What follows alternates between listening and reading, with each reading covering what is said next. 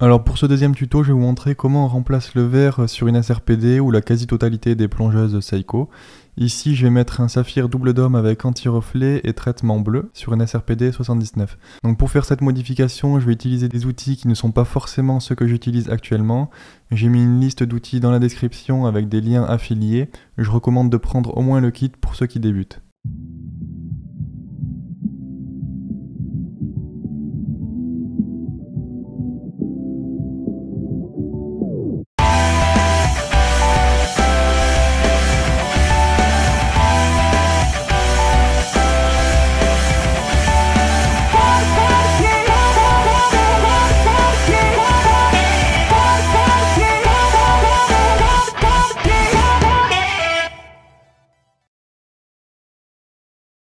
Donc cet outil ressemble beaucoup à celui qui est dans le kit, sauf que c'est un outil professionnel, mais il fonctionne exactement de la même manière.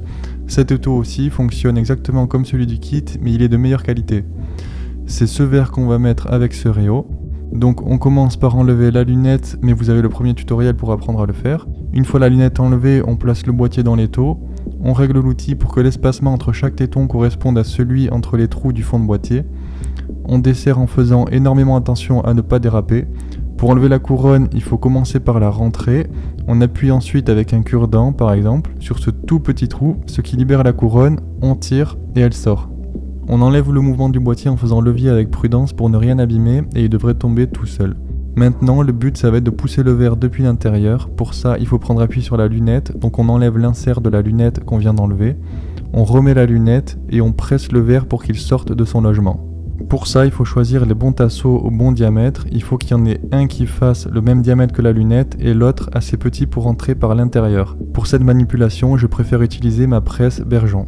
Je vais mettre le nouveau réo, celui-ci n'a pas de téton de centrage, je dois alors découper des morceaux de ruban 3M pour les appliquer dessous et faire le centrage moi-même. Pour cela, je remets le cadran dans le boîtier pour pouvoir aligner le réo avec les index. Je peux alors de nouveau enlever le mouvement du boîtier et remettre le joint du verre. Pour éviter toute poussière, on déballe le verre au dernier moment et on le met rapidement et proprement sur le joint du verre, parfaitement centré. Prenez le temps de bien vérifier s'il est centré en inspectant tout le contour, ça évitera des problèmes qui peuvent abîmer le joint. On met le boîtier sur la presse. Si vous utilisez des tasseaux en alu, je vous conseille de mettre un emballage dessous pour éviter de rayer le boîtier.